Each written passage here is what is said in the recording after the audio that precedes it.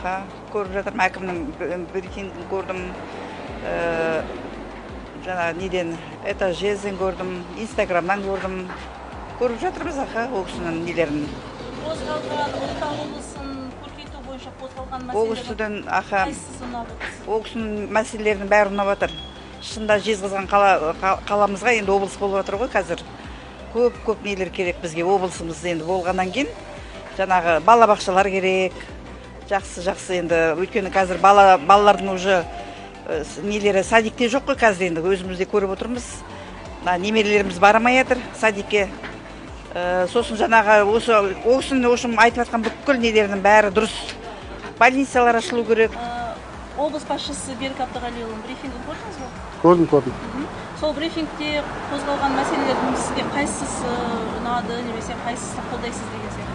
Қолдағаны мен облыс енді Жезқазған облысы болып, сосын мынау медицина нелері дамыса деп ойлаймын. Жақсы қарағанда қайта сабыла бермей, осы жақтан ашылса деймін. Сосын мынау жаңағы нелеріңіз онкология мен перзентхана ашылады деп айтыпты, сол ашылса жақсы болар еді.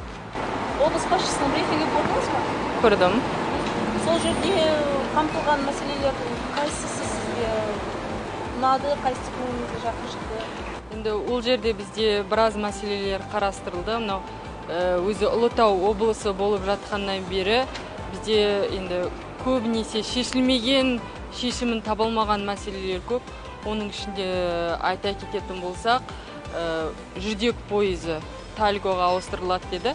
Маған ең бір мәселелердің ішінде қатты ұнаған сол, себебі жаз мезгілінде біз жан-жаққа балаларымызбен қыдыру орындарына барамыз. Көбінесе бізге енді жүрдек пойызбен жүрген біріншіден ыңғайлы, екіншіден бала болғаннан кейін енді баланың мәселесі әрі қалай болады. Кейбір кісілер мысалы денсаулығына байланысты жатқысы келеді, ұйықтағысы келеді. Ал қазіргі біздің жүрдек пойыздардың сын көтермейді десе де болады. Себебі тазалық жағынан болсын, қызметкерлердің қалай айтсам болады, сапасы өте нашар. Ал заманауи пойыздарға мінгенде бір жағынан ең қазіргі заманда бізге тапшы болып жатқан ол уақыт. Уақыт жағынан да тиімді, тазалық жағынан да тиімді, және де қатынас жағынан да тиімді болар еді. Сондықтан да мен бірінші мәселе осы мәселенің қозғалғанын қатты құптар едім. Екіншіден жаңағы біз демалыс орындары дейміз, өзіміз жұмыстан келгеннен кейін бала шағамызбен барып бір жерлерде отырып демалғымыз келеді.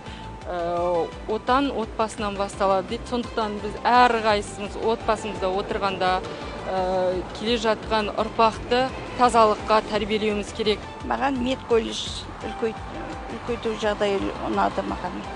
Үлкен мекеме салынса, жастар көп жан-жақтан келіп оқыса, медицинаның саласын көркеюіне әрине біз қолдаймыз.